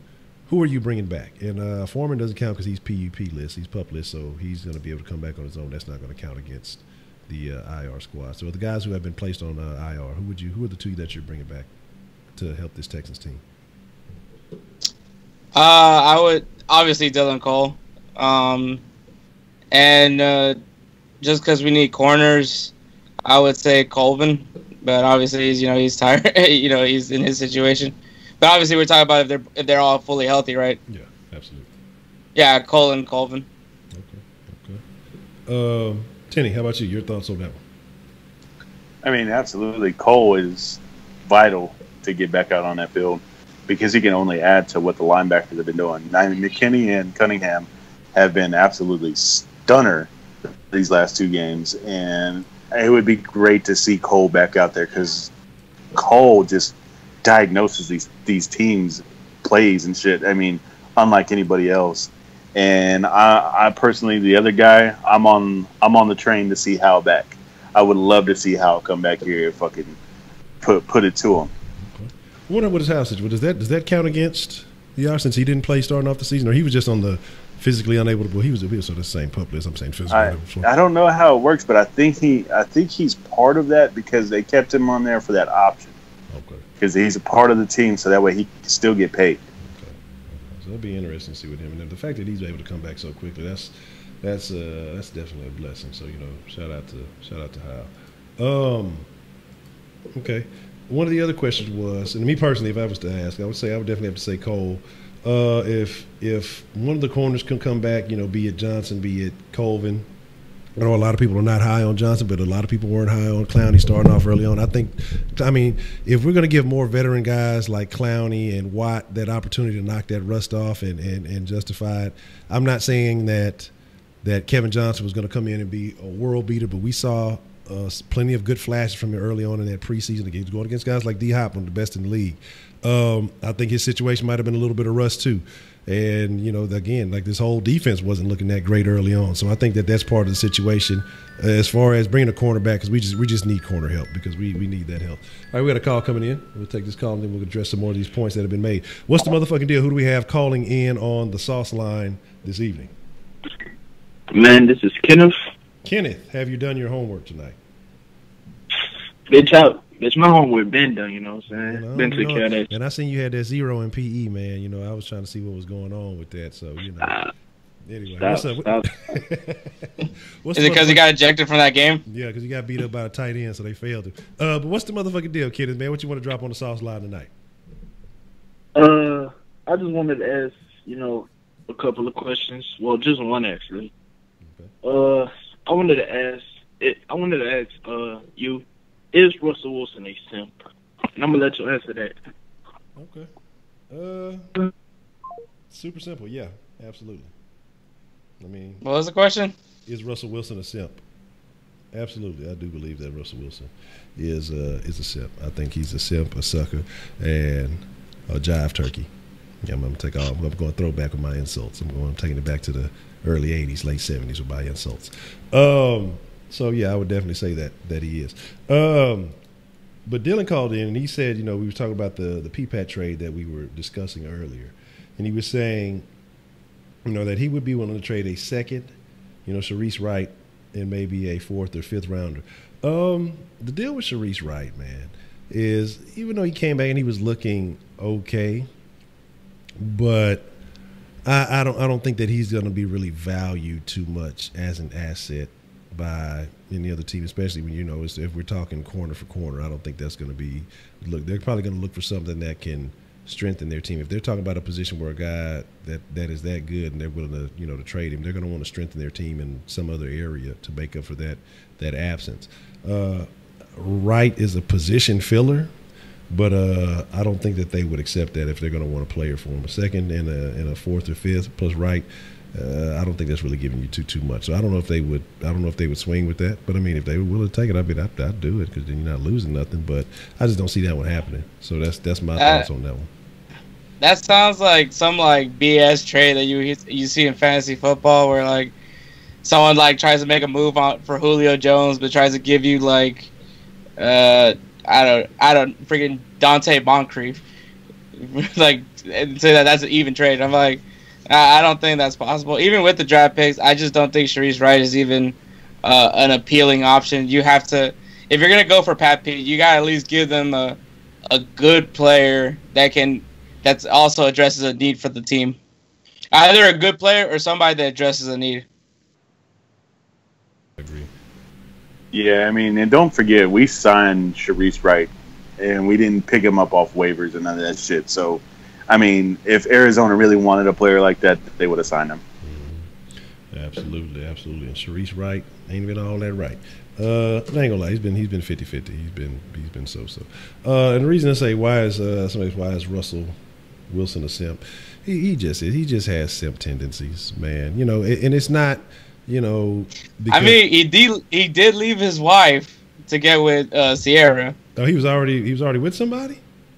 Yeah, he was married before. Oh wow, I didn't even know that. Yeah, I don't think that female was even good looking either. So I mean, he shot his shot. He pulled a Willie Beeman.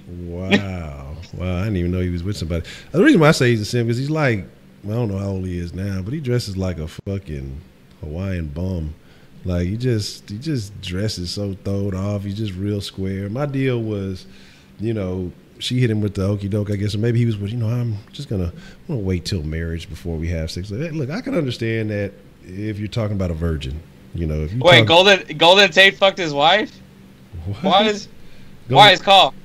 Golden Tate fucked Russell Wilson's old wife, or well, hopefully not to do it. Who knows? But Sierra is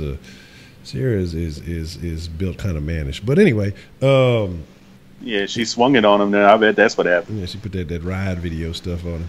But my thing is this. So I mean, it's just Russell Wilson. His character is just questionable to me, and I feel like he's a guy that I don't think he's well liked in that Seattle. Like I don't think the Legion of Boom cared for that guy too much for some reason. Like it didn't seem like they had they favored him too much. I think especially after that Super Bowl, I think they felt a particular kind of way. What's the motherfucking deal? Who do we have calling in on the sauce line this evening?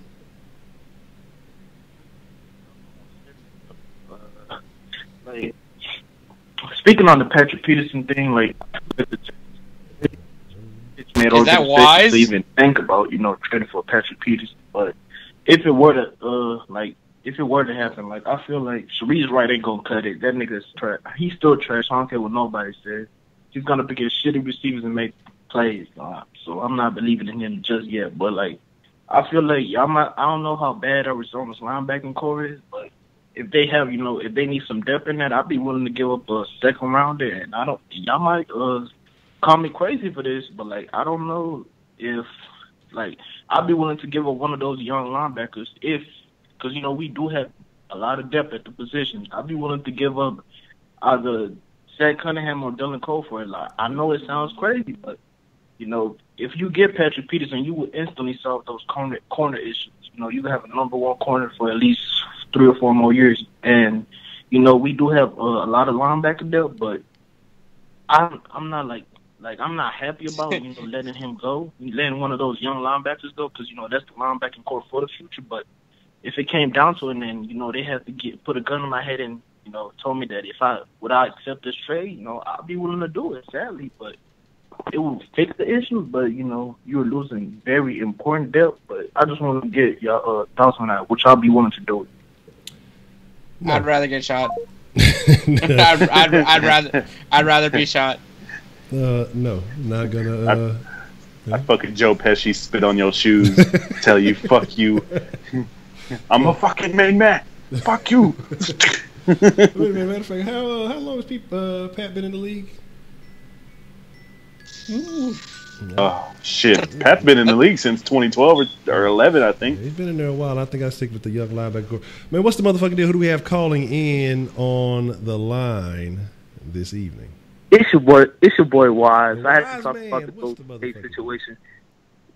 So it was a rumor that Golden Tate was sleeping with Russell Wilson's wife, and all those things was going around, and that's when they was having chemistry problems with the Seahawks. And then Golden Tate came out and said he didn't sleep with his wife, but his ex-girlfriend was best friends with her. So, you know, niggas do the okey doke. You know, Golden Tate hit that on the side, and Russell Wilson is a simp. So that's all I had to call in and say.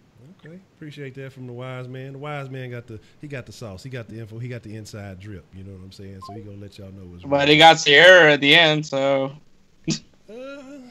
I mean, if you like that kind of thing, it is what it is.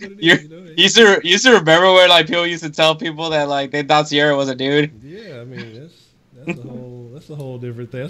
That's some Kush. I mean, not Kush. It's not the Kush anymore. Some den conversation. We're gonna take these last couple of comments, man. We're gonna wrap it up. Speaking of the den, I need to get ready for that. And if you're not subscribed to the den, man, make sure you check out the den channel. It's more open conversation, but tonight we're going to be talking about, what football teaches the youth and the fact that football numbers are declining all over this nation. So we're going to be talking about, even though we don't generally talk sports in the den. Usually it's everything else going on in the world. I just think that's an interesting topic that couldn't really find a spot for it in the sauce, but I kind of just want to talk about, the benefits of football, especially in most young men's lives, and the fact that it's declining, the fact that the game is changing. I just want to speak on some of the things that I know it's taught me and a lot of people that I've played with, or know people from all over the place. People have grown up playing football in America, and the fact that the numbers declining is a little bit scary. It's a sign of the times in this country. But Broderick, he says, let's see what we got. Let me see. Okay, that was yesterday. All right. It says Sunday's game is an absolute must-win, but what will also be just as important is how we win, and I agree with that. A loss here could derail any momentum that we have. We got to keep it going until Texas City 27 gets back. I agree with that. I agree with that absolutely, in the sense that it does depend on how we win. We cannot have another close game, another overtime game, another game where we're struggling to get in the red zone. Like, we need to see growth and progress each game. The Colts game, we saw the scoring was there, but that allowing them to come back, I thought was suspect. I thought that was kind of more on Romeo, and just that I felt like that defense fell off in the second half. This game was just, the defense was solid throughout the game. I just felt like we couldn't execute where it mattered the most, and I think that that's a problem. But we cleaned up those penalties. We saw the line protect Watson better, so there's some things that you can kind of capitalize on. But this game, I feel like we need to play a complete game, a complete 4 quarters, because that's been a thing too. As playing a quarter here or playing a half and then stinking the second half, or looking bad the first half, playing well in the second half. We got to put together a full game. We have to put together a complete game. We got to see Watson come out of this thing. I know he's a little dinged up. We got to see him come out healthy, relatively untouched. We have to see that defense put pressure on Allen. We have to see that defense stop Shady. If they can stop another top-tier running back 2 weeks in a row, I think that puts the NFL on notice. I think then you start paying attention. Okay, the Texans, they might be over there talking about something, because then you're talking about the Jags with or without Fournette. We're not as worried about Jamal Charles. You're talking about, okay, the Texans can stop, a top-notch running back. And I saw, I think Steve said earlier, that the Jags are looking into Flowers. Good luck with that. I hope he blooms for them. I guess they're just giving away free money. But here's the deal, man. I want to know y'all's thoughts on that. How do y'all feel about that last comment? And then we're going to wrap it up after that. But again, is how the Texans win, is that an integral part of, first the Texans need to win, but how they win, how important is that in this game this Sunday? It means a lot. But I think it's the last 2 games, including, and then this one as well, we've had like back-to-back must-win games. We heard it with the Colts game where someone said it's a must-win game. And then obviously beating the Cowboys game was a must-win game. So this one is yet again another must-win game. And it means a lot because, now we're back in the division race. And obviously, when you have that feeling that, hey, we're still in it, and, and also if you can shut down McCoy, it's going to take a lot of, it's just a big boost of confidence for your team. And I mean, like, if you go off on this team, if you go ahead and blow this team out, score a defensive touchdown, just let everything out on this game, you're going to have confidence. And then when you go into Jacksonville to take on the Jaguars, you're going to have at least this swagger that you guys can feel that you can go in there and beat the Jaguars. Okay. And Tenny, your thoughts on this game? How do the Texans have to handle this situation? It is a must-win. I mean, as Joe Buck would say. Fuck Joe Buck. Yeah, fuck Joe Buck. Fucking little cuckold. You know what? I bet he fucking has touched Troy Aikman's dick before. The little faggot. Joe Buck's a simp. Joe Buck is a simp. He's such a simp, his hairline ran away. and we have to hear this guy announce baseball games too, man. I know. Oh God, I'm tired. Hey, can you wait for game one when he says this is a must-win for both these teams? and it's just him for the World Series. It's just him. There's nobody else with him. Oh God. Can we get Tony? Fucking channel. Can we get Tony Romo to announce Can we get Tony Romo to announce baseball games too? Let him announce every sport. It'd be nice. But as far as the game goes, I mean, we have to dominate this fucking win because outside of that, we've won off the back of the fucking Cowboys coaching staff and the Colts coaching staff. I mean, that's where our 2 wins have come from so far. Let's not kid ourselves. Let's not live in the clouds. I mean, we really won off of their coaching decisions. It's very true. Yeah, we got to prove that we can win on our own merit. I said I was going to read his last comment, but man, shout out to Chandler because he always holding down the sauce. Like I said, when Deontay Foreman comes back, I think we can finish this season strong. I think so too because that gives you another versatile running back coming out of the backfield to go along with Lamar as far as in that passing game. And then another thing, this is actually going to be the last question, and we're going to wrap it up. Do we really have to be rooting for the Cowboys this week? Are we cheering for the Cowboys to beat the Jags this week, or do we remain neutral parties?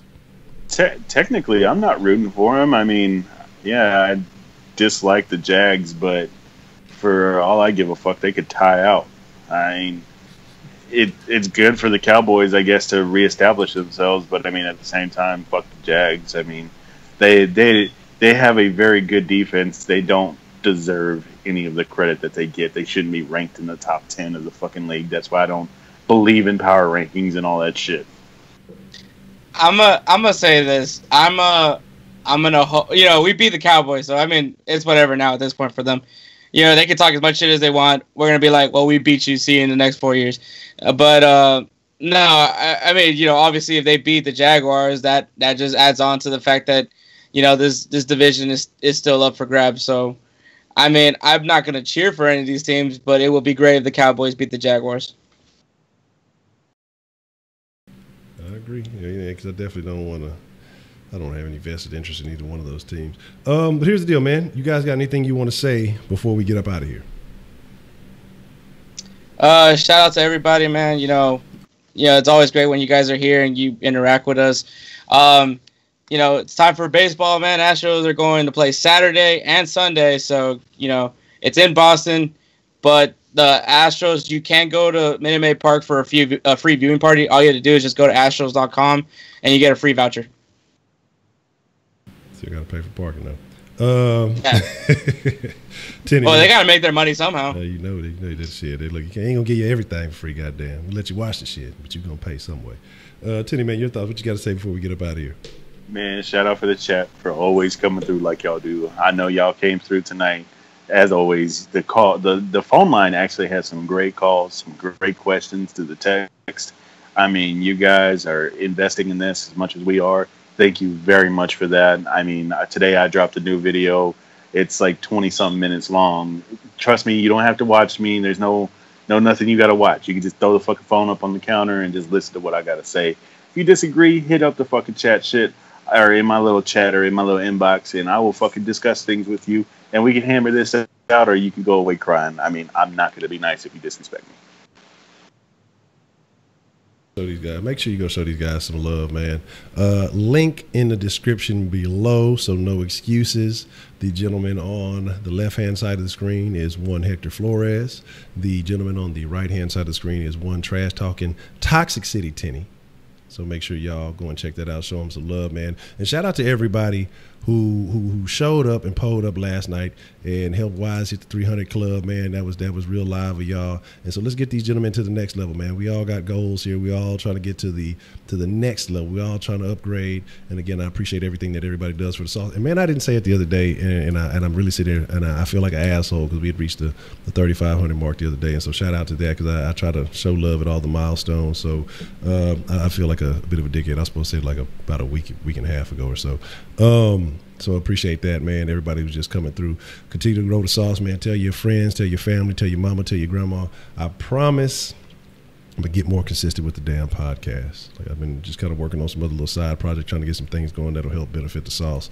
But we're gonna get that back consistent, and we're gonna give y'all flavor however y'all can get it. Sauce Sports is on Spotify now. All the rest of the links on iTunes, on Google Play, all that stuff is in the description. Tomorrow, I promise you, tomorrow we will have a podcast on that. So, because I know some people have asked me, hey, because it's more convenient for them during the day to get the podcast as opposed to being able to catch it late at night. So I'll make sure to start giving y'all more consistent sauce pottery. Again, just thank y'all to each and everybody who comes through, because again, your time is the most valuable asset you will ever have in this world. You can have all the money, you can have all the hoes, you can have all the everything else, clothes and cars, all that stuff fades away. But the one thing that you can never recoup, you can get all that stuff back, but you can never recoup your time. And the fact that you're willing to spend it with us, man, sincerely, like I don't ever want y'all to take that shit. Think I take it for granted. I know these guys don't take it for granted, but like from the bottom of my heart, I appreciate it, because this, without y'all, without the freshest ingredients, without y'all stirring up this flavor, man, it wouldn't be as worthwhile. I mean, shit, I'm still have my own personal opinions, but the fact that you guys have been supporting this since day one, just sincerely appreciate it. I thank each and every one of y'all, and look forward to some things that'll be coming y'all's way very soon, and just I appreciate it. So with that being said, y'all be cool like y'all be cool. Make sure you go and check out the Den. Subscribe to the Den if you're not a part of that. If you just want to continue having some good conversation outside of sports talk, just about daily life, about things that benefit all of us, and sometimes politics, sometimes what's going on in the world, sometimes just some off the wall crazy shit that some of y'all probably shouldn't be listening to, but do. But anyway, with that being said, check out the douche. Y'all be cool like y'all be cool. Y'all stay saucy. We out.